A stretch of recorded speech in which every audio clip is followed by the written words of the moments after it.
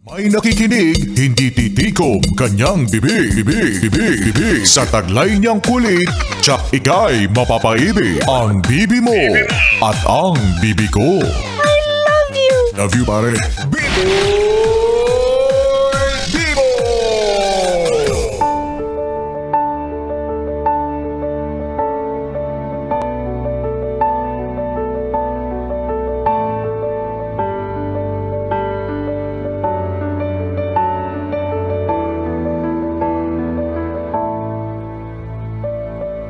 Gandang gabi! Ako'y nagbabalik, DJ B-Boy Bibo, para sa ating tuloy-tuloy na BB Time tungkol sa usaping relasyon na nagtapos ng dahil sa distansya.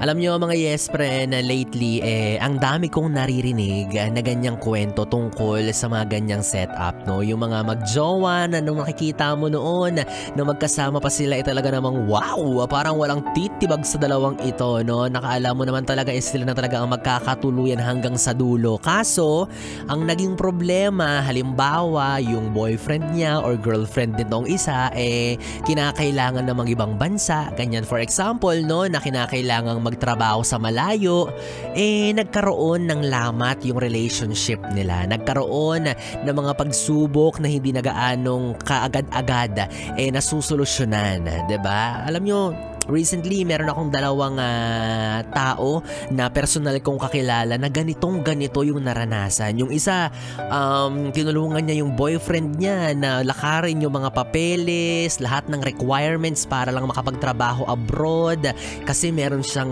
binitawang pangako dito sa kakilala ko na promise, kapag nakarating na ako ng Paris, wow! Ibibigay ko sa iyo ang Eiffel Tower, dadalhin kita doon, tapos doon na tayo bubuo ng buhay natin, hindi mo na kinakailangang magtrabaho dyan sa Pilipinas.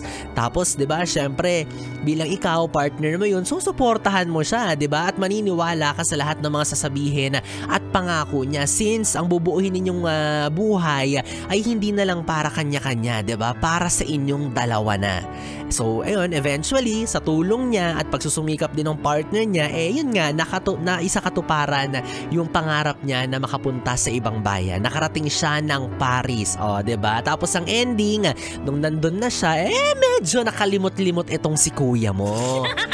Ano ba naman yan? Diba? Na parang binabaliwala niya na yung partner niya na iniwan niya dito sa Pilipinas at para bang sinasabi, hintayin mo lang darating din tayo dyan sa pinangako ko sa'yo. Although hindi naman nagmamadali, no? Pero alam mo yun, wala pang 2 buwan, wala pang 3 buwan, wala pang kalahating taon, tila nagbabago na itong lalaking ito. O, diba? Yung pangako niya na dadalahin kita sa Paris, hintayin mo, naging bigla na lang, naging dadalhin kita sa Paris Retiro.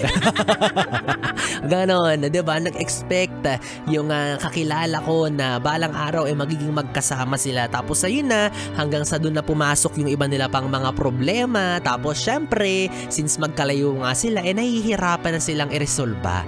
No? And unfortunately, naghiwalay silang dalawa, and then in 1 week, ayun, si kuya mo, congratulations, meron na siyang iba. Wow! Di mo man lang iniisip yung partner mo na tinulungan kang mag-asikaso ng mga requirements mo, na hinintay ka sa labas ng DFA. DFA? Tama ba? Tama ba? O kung saan mang ahensya ng gobyerno yan, di ba? Na sinuportahan ka at walang tulog, nag-leave sa trabaho, kunyari may sick leave, ganyan. Kunyari nag-sick leave siya para lang hindi niya siputin yung trabaho niya, para lang masamahan ka, tapos ending, ganun lang din pala. Alam niyo, it is not a matter of hindi niya nadala yung kakilala ko doon sa bansang kinaroroonan niya. Hindi naman yun. Ang naging problema doon is nagbago siya simula nung nakarating siya sa ibang bansa. Nagbago siya simula nung nagkalayo sila dahil sa distansya. At doon mas nagkakilanlan na kung ano talaga yung ugali na meron siya. Partida, isang tao pa lang yan, isang kwento pa lang yan. Pero doon sa isa kong namang kakilala, Ang daming chika ni B-Boy, nakakainis. Oo, nalalaman niyo yung mga chismis. Yung isa ko namang kakilala, eto naman ang nangyari. 1 week before umalis yung partner niya papuntang ibang bansa, ay, dun niya lang nalaman na aalis pala. So siya, naaligaga. Like, ha? Aalis ka papuntang ibang bansa? Like, oo nga naman, di ba? Hello? Yung pangalang malaman mo yung partner mo na ipupunta ng Boracay ng 1 linggo. Nakakapraning na, di ba? Naaaligaga ka na rin kasi magkakahiwalay kayo at lalo na't sanay kayong magkasama. What more? Kapag yung partner mo in 1 week malalaman mo pupunta na pala ng ibang bansa para doon humanap ng greener pasture, 'di ba? Ng mas magandang trabaho para bumuo ng mas magandang future. Paano pag ganun nalaman mo in 1 week? Paano na lang yung emotional, financial na preparations mo kapag ganun?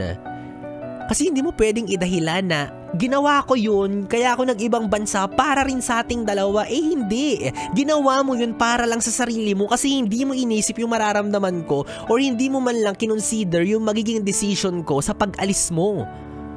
At ito pa ang twist. Nung nalaman ng kakilala ko, kasi siya ang nakadiscover hindi pa sasabihin nitong lalaki kung hindi pa na-discover nung kakilala ko. So ang nangyari, siya yung nakaalam.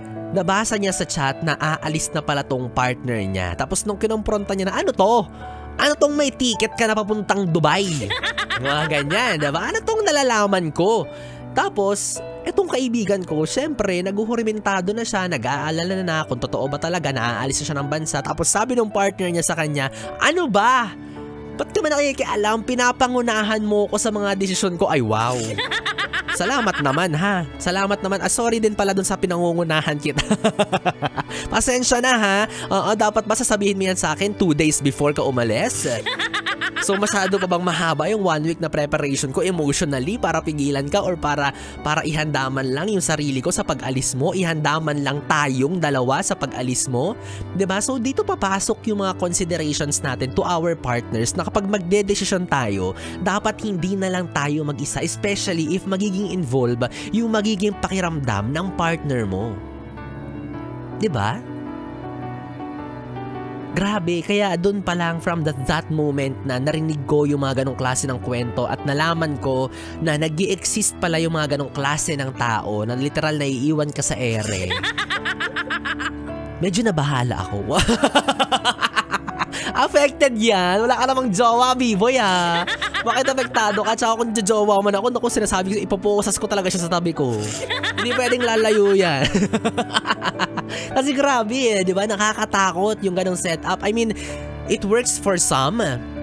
It works for many, di ba? Na nasa ganong setup, LDR. Kung may away sila, natutugunan agad, nasusolusyonan agad. Pero hindi sa lahat ng tao applicable yung ganong setup.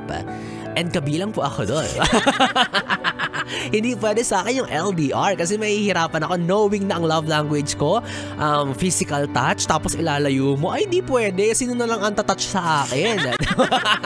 Sino na lang ang itatouch ni B-Boy Bibo? Diba? Yung mga ganun ba? So, at the end of the day, diba, sino ba naman sa atin ang gugustuhin magmahal ng isang taong mapapalayo or malayo sa atin? Kung hindi rin naman kinakailangan, kung hindi rin naman para sa kinabukasan, diba, may choice yan na hindi ka na naiiwan. But since may mga kinukonsider tayo ibang factors aside from our relationship, diba, yun nga, dahil kabilang ka sa pangarap niya sa buhay, go! Sige, umalis ka ng bansa. Basta make sure mo lang na yung mga pangako mo sa akin, yung mga responsibilities mo as a partner, magagawa mo pa rin. Oo, kasi 'di ba ang hirap nung ganoon, ang hirap na mawawalay ka sa taong nasanay ka na nakatabi siya. 'Di ba? Isipin mo ikaw ate, mister mo pa nga lang na malate lang ng uwi kasi napadaan sa inuman. Miss na miss mo na agad, 'di ba? Miss na miss mo na in terms of, 'di ba, hindi mo na siya nakita magdamag dahil sa trabaho, tapos makikita mo nasa kainuman niya, yun yung kabanding niya. Oh, 'di ba? Minsan sinusundo mo pa nga sa inuman, yun lang nakita mo may ibang kalampungan. Ay! Oh, what more? Yung partner mo kapag nasa malayo, 'di ba? Hindi mo physically mababantayan. Mababantayan, kinder yan. 'Di ba? I mean, iba pa rin talaga kapag kasama mo 'di ba? Nakakalkal mo yung phone o hindi naman kaya nakikita mo yung ano ba, yung location niya sa cellphone mo, kung nasan siya, 'di ba? Namo-monitor mo, kumbaga nababantayan mo, naaalagaan mo kapag may sakit siya. Unlike pag magkalayo kayong dalawa, mas magiging mahirap ang lahat. No? Isipin mo, hindi mo alam kung saan siya pumupunta, sasabihin niya, "Oh, andito ako sa Slovakia." O, saan yun? Sige nga, paano mo aalamin kung saan lugar yon? Anong meron doon? Malay mo, party pala doon. Pugad pala yun ng mga nagchuchug-chug-chug. Diba? So, mahirap. Lalo na, especially, may sakit ka, may sakit siya. Hindi nyo maalagaan yung isa't isa. O, diba? Mahirap yan. Kaya dapat meron tayong proper coordination with our partner kapag magiging magkalayo tayo. At panghawakan natin lagi yung mga pinangako natin. Diba? At panghawakan din natin yung mga ipinangako sa atin. And at the end of the day, maging loyal ka lang, 'di ba? Maging tapat ka lang, maging faithful ka lang. May babalikan ka sa Pilipinas, uuwi kang may sasalubong sa iyo ng yakap mula pa rin doon sa taong iniwan mo, 'di ba? Isang taong mahal mo na kinailangan mong iwan, tapos siya pa rin yung babalikan, 'di ba? Ang sarap na sa feeling, 'di ba? Na ganon. Kaya ako alam yung mga yes friend, ayoko ng LDR eh. Naranasan ko na kasi yan, yung ganyan. Oo. Yung ako nandito sa Pilipinas, tapos siya nasa ibang tao. Ang sakit kaya ganon. Parang mas mahirap yun. Parang mas mahirap yung ganong setup, no? Parang gusto ko na lang i-cancel yung Pasko pag ganyan. Kaya ikaw, baby, ikaw nakasama mo ngayon yung taong mahal mo, 'di ba? Na malaya mo siyang nahahawakan, malaya mo siyang napipindot-pindot. Wag mong take for granted yung presensya niya, 'di ba? Habang nandiyan siya sa tabi mo, wag mong hayaan na lumipas yung mga oras na nilalaan ninyo para sa away, para sa gulo, 'di ba? Tsaka isa pa diyan, kapag meron kang partner at hindi naman din kalayuan sa kinaroroonan mo, please lang naman, 'di ba? Huwag kang tamad makipagkita. Halimbawa, ikaw taga Pasay tapos siya taga Paranaque lang. O tapos feeling mo LDR na 'yon. Ay wow. Hiyang-hiya naman. Hiyang-hiya naman yung mga sumasakay pa ng eroplano, makita lang yung mahal nila sa buhay, 'di ba? Hiyang-hiya naman yung mga tawid dagat ang relasyon, 'di ba? Samantalang ikaw isang kembot lang, tapos hindi mo pa magawa, nagdadahilan ka pa ng kung ano-ano. Ay, ang totoo niyan, meron ka lang ibang kinikita, yung mas malapit. 'Di ba? Kaya ang nauso yung tagline na pinagpalit sa mas malapit, kaso pangit. Ay, basta ikaw, Bibi, konting tiis lang. Kung nasa ganyan ka mang setup ngayon, no, konting tiis pa, muli rin kayong magkakasama. At ikaw naman, kung nasa sitwasyon ka kung saan kayo'y naghiwalay dahil sa distansya, dahil sa layo nyo sa isa't isa, hayaan mo na, 'di ba? Maghanap ka na lang ng afam. Yes. Yung dadalhin ka sa Amerika, tapos doon na kayo titira. O at least, 'di ba? Hindi na kinakailangan magkalayo, at at least ikaw mararanasan mo na rin yung ibang bansa, 'di ba?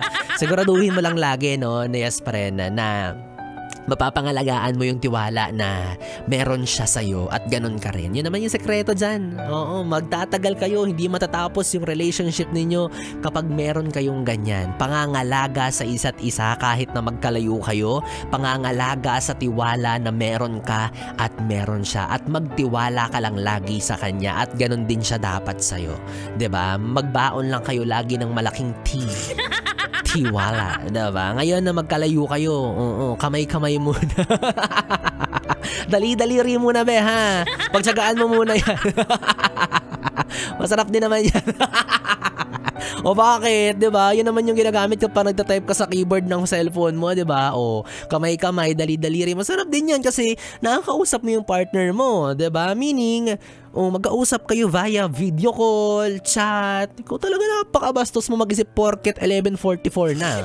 Ikaw Well, anyways, yes friend, 3 oras na BB time na naman ang ating pinagsamahan. Nakapiling mo ang BB mo sa radyo, DJ B-Boy Bibo, ang DJ na single, ready to mingle, basta walang label. Magkasama at magkarinigan tayong muli bukas sa parehong oras dito pa rin sa 101.1 Yes FM. Good night, BB. Mwah mwah. 101.1